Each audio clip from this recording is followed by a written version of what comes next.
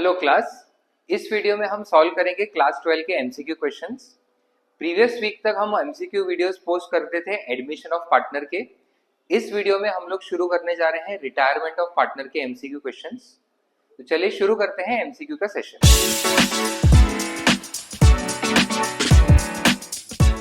सबसे पहले क्वेश्चन पढ़ते हैं। Retiring partner is compensated for parting with the firm's future profits. The remaining partners contribute such compensation in। अब सबसे पहले इस सेंटेंस का मतलब समझते हैं। जब भी कोई पार्टनर रिटायर होता है, बेसिकली वो फर्म छोड़ के जा रहा है एंड फ्यूचर में जो भी प्रॉफिट्स ये फर्म अर्न करेगी तो ऑब्वियसली वो रिटायरिंग पार्टनर को नहीं मिलेंगे।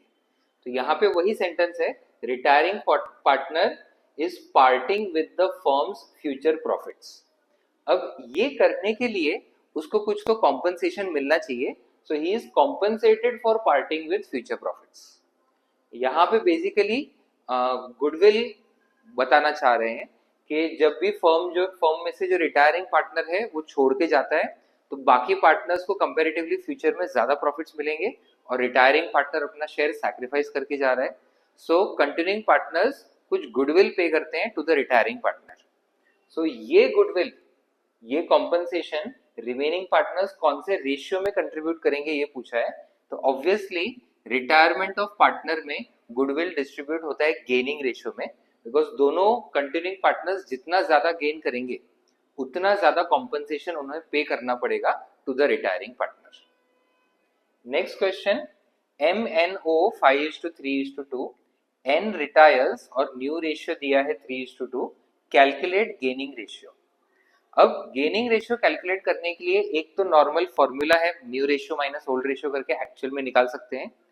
दूसरा ऑप्शन हमारे पास क्या है, जैसे ये क्वेश्चन में जो ओल्ड रेशियो है 5:3:2, तो ये 50%, 30% और 20% हो जाते हैं और न्यू रेशियो 3:2 60 और 40% हो जाते हैं।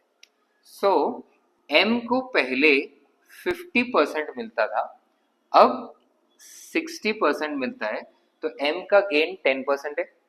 वैसे ही O को पहले 20% मिलता था, अब 40% मिलता है, तो O का गेन 20% है। सो M का गेन 10, O का गेन 20, 10:20 उनका गेनिंग रेशियो 1:2 हो जाएगा। सो जब भी ऐसे इजीली परसेंटेज में कन्वर्ट करना पॉसिबल हो तो आप बिना एक्चुअल कैलकुलेशन किए 1 मार्क का क्वेश्चन तुरंत सॉल्व कर सकते हैं। नेक्स्ट क्वेश्चन पे जाते हैं। PQR 1:1:1, R is retiring, goodwill appears in the books 30,000 and goodwill of the firm valued at 1,50,000, R's capital will be credited with।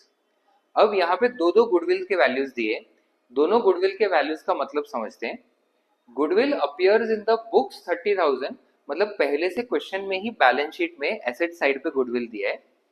Balance sheet का गुडविल पार्टनर्स कैपिटल में debit side पे old ratio में distribute होता है सभी partners में। And goodwill of the firm valued at 1,50,000, तो इसमें से रिटायरिंग पार्टनर का शेयर निकाल के हम लोग उसको क्रेडिट करते हैं।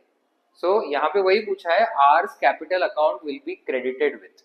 तो क्रेडिट वर्ड से ही हमको पता चल जाता है कि कौन से गुडविल का ये डिस्ट्रीब्यूशन पूछ रहे हैं, बिकॉज बुक्स में जो गुडविल है ये तो डेबिट में आता है, जो फर्म का गुडविल वैल्यू है वही क्रेडिट में आता है। तो 1,50,000 में से आर का शेयर है 1/3, सो वो हो जाएगा 50,000। तो यहाँ पे आंसर होता है ए 50,000।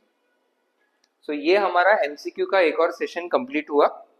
कॉमर्स के अलग अलग टॉपिक से रिलेटेड ऐसे ही वीडियोस हम लाते रहेंगे, तो चैनल को फॉलो करें और हर अपडेट के साथ जुड़े रहें। मिलते हैं अगले वीडियो में, तब तक पढ़ते रहें।